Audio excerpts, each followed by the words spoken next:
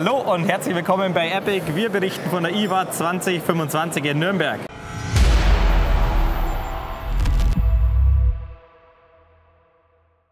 Dieses Video wird auf Englisch sein, also schnallt euch an und spitzt die Ohren. Hi Kevin, nice to be at the Sellmark booth again. I'm glad you're here again. Good to see you guys. Thank you, it's every year a pleasure. So, what did you bring for us today?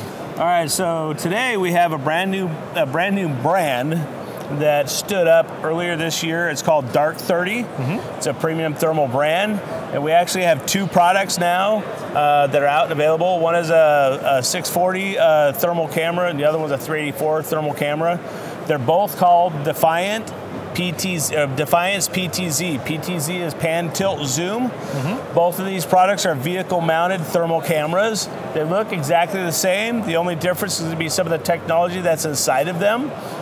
So I'm going to talk about the PTZ 640. I think that's going to be the most popular one. Okay. But the one in front of us is a 384, and the difference is the 640 has a 640 by 480 microbolometer sensor resolution, and the 384 has a 384 by 288 microbolometer sensor resolution.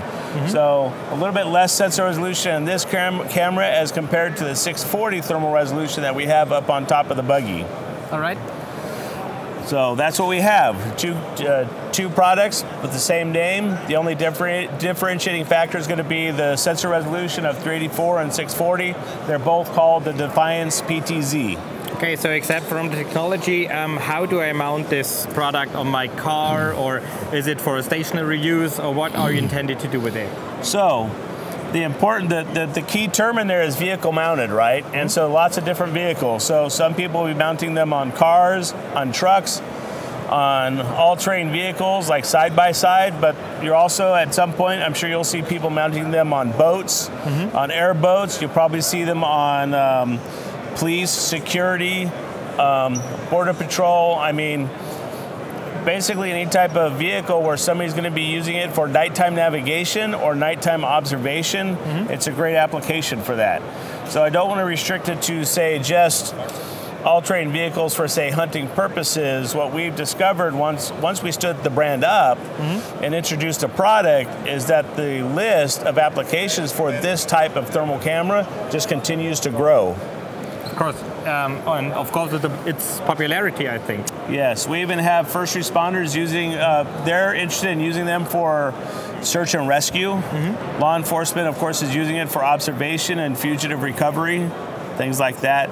On the Border Patrol, at least in the U.S., of course, we're really interested in what's happening on our southern border. Yeah. So the federal Border Patrol agents are using thermal cameras like this now to watch what's happening on the border and to catch people crossing over illegally.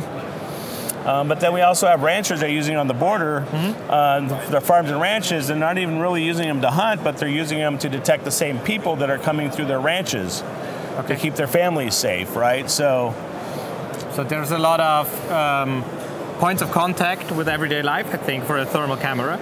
So even in the vast areas of Texas. Yeah, absolutely. And like I said, once we introduced it, we started getting calls from people who are operating boats and airboats because they want to use thermal cameras on their boats to detect hazards in the waterways.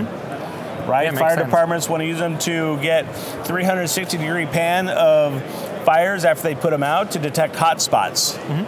And so, like I said, the longer we have this product out, the more people from different industries are coming in who say, hey, this is a technology that we could use for these different applications that we didn't even consider, really. So what would you say is the detection range of this device? So the 640 and the 384 are the same. Of course, the sensor resolution and the image quality is going to be a little bit different. You'll get better resolution image quality out of the 640 than you will, say, the 384. However, the detection range for both is 1,200 yards, or about, say, we say the same thing in meters, right? So maybe around 1,000 meters, I think. About 1,000 meters. But we also want to make sure that we're clear about heat signature detection range, right? Because when we talk about heat signature detection range, we're talking about the size of an animal or a person. So it could be you or me, it could be a deer, it could be a pig, it could be a cow. And so that's what we're talking about when we say a detection range of 1,200 yards or 1,000 meters.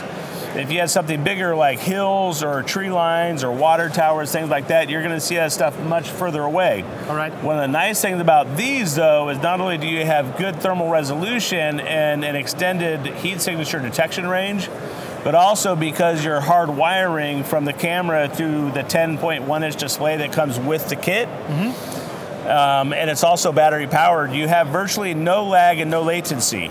Yeah. Right? So back home, when I'm running this camera on a vehicle, say on our company ranch, I'm running completely blacked out on the ranch and only navigating by the thermal display, right?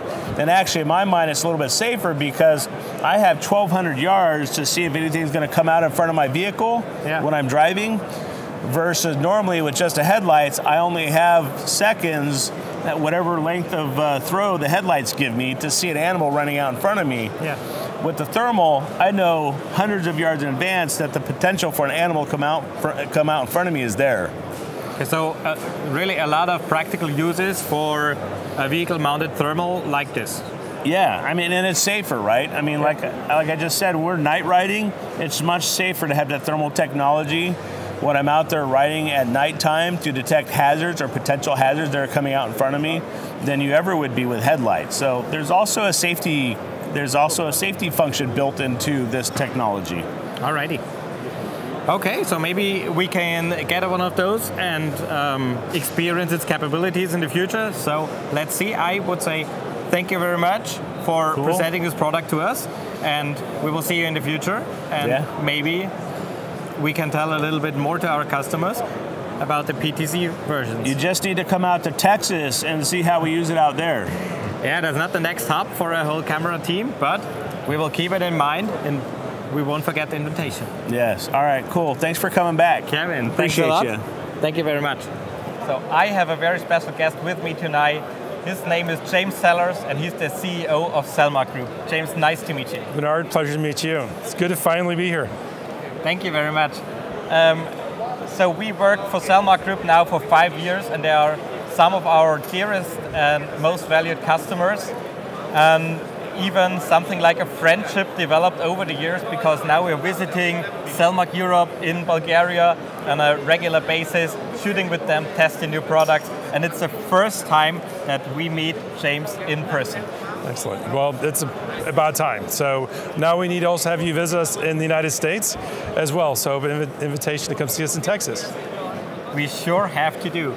So please, James, tell us a little bit about Sellmark Group, about the anniversary you're celebrating, and the brands that are included in Sellmark Group. Yes, so this is an exciting year for us. We're celebrating our 25th year in business. When you think back where we started literally in a garage in Texas, and now we're a global company. You know, obviously you know about Texas and Bulgaria, but we also recently opened an office in Thailand. We have manufacturing in Rhode Island in the United States and Thailand as well. So we're expanding globally and constantly trying to create even more and better products for our customers.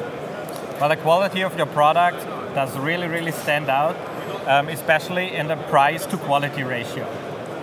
Yeah, but I think, you know, for the kind of a key of our success is that we always give people more than they expect and deliver better results than they can imagine. So, you know, we think that the best way to measure if you're doing a good job or not is if that person that goes out hunting or shooting is successful and has a good experience and they want to do it more.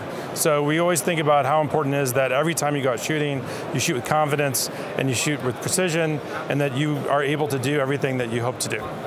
Alrighty, so on the scope line of Sellmark Group, there is, I think, Firefield. We produced some videos for that. Yep. We have sightmark. What else do you offer? So sightmark was our first breakout brand. We launched that in 2007.